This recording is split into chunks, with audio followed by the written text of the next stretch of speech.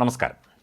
കോൺഗ്രസാണ് ബി.ജെ.പിക്ക് ഭരിക്കാനുള്ള എല്ലാ അവസരങ്ങളും ഉണ്ടാക്കിക്കൊടുക്കുന്നത് എന്ന് മുഖ്യമന്ത്രി പിണറായി വിജയൻ കുറ്റപ്പെടുത്തി. ആർ.എസ്.എസ് നിലപാട് അതുപോലെ ആവർത്തിക്കുന്ന കോൺഗ്രസ് നേതാക്കളുണ്ട്. കോൺഗ്രസാണ് ബി.ജെ.പിക്ക് എല്ലാ അവസരങ്ങളും സൃഷ്ടിച്ചു കൊടുക്കുന്നത്. ആർ.എസ്.എസ് നിലപാട് അതുപോലെ ആവർത്തിക്കാൻ കോൺഗ്രസ് ശ്രമിച്ചതാണ് ബി.ജെ.പിക്ക് ഗുണകരമായത് എന്നും മുഖ്യമന്ത്രി പറഞ്ഞു. രാജ്യത്തിൻ്റെ നിയമ സംവിധാനങ്ങൾ എല്ലാം അട്ടിമറിക്കപ്പെടുകയാണ്. ജുഡീഷ്യറിയെ പോലും സ്വതന്ത്രമായി പ്രവർത്തിക്കാൻ അനുവദിക്കുന്നില്ല. ഇടപെടലുകൾ നടത്തുന്നു. ആർ.എസ്.എസ് നിലപാട് അതുപോലെ ആവർത്തിക്കുന്ന കോൺഗ്രസ് നേതാക്കൾ ഇവിടെ ധാരാളമുണ്ട്. കോൺഗ്രസാണ് എല്ലാ അവസരങ്ങളും ഉണ്ടാക്കിക്കൊടുക്കുന്നത്. CAA മുസ്ലിമിനെ പൗരത്വത്തിൽ നിന്ന് ഒഴിവാക്കാനാണ്. ഇതിനെതിരെ കേരളം ആദ്യഘട്ടത്തിൽ നിയമസഭയിൽ പ്രമേയം പാസാക്കി. എന്നാൽ ഇതിനെ കോൺഗ്രസ് പിന്നീട് തള്ളിപ്പറയുകയായിരുന്നു. ഡൽഹിയിൽ നടന്ന CAA പ്രതിഷേധത്തിലൊന്നും കോൺഗ്രസിനെ കണ്ടതേയില്ല എന്നും മുഖ്യമന്ത്രി പറഞ്ഞു. ഇപ്പോൾ ചട്ടം വന്നപ്പോഴും കോൺഗ്രസ് അതിനെതിരെ പ്രതികരിച്ചിട്ടില്ല.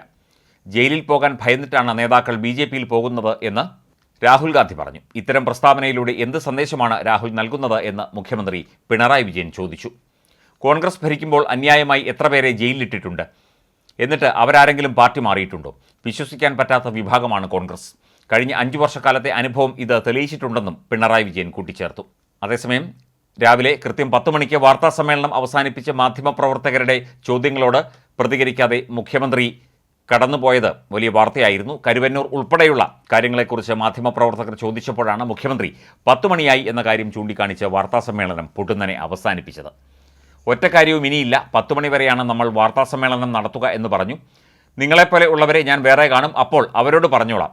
ഇപ്പോൾ നമ്മൾ അവസാനിപ്പിക്കുകയാണ്. നിങ്ങൾക്ക് നിങ്ങളുടെ ചോദ്യങ്ങൾക്ക് മറുപടി പറയാതെ പോയി എന്ന് പറയാനാണെങ്കിൽ ചോദിക്കാം.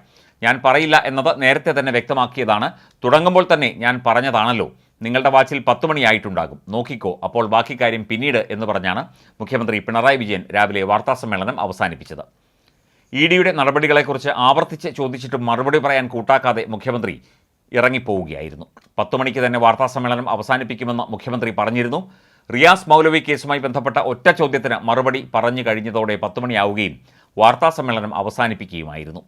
ഈ കേസിൽ സർക്കാർ നടപടികൾ വളരെ കൃത്യമായി വിശദീകരിച്ച മുഖ്യമന്ത്രി വിധി ഞെട്ടലുണ്ടാക്കിയെന്ന് പറഞ്ഞു.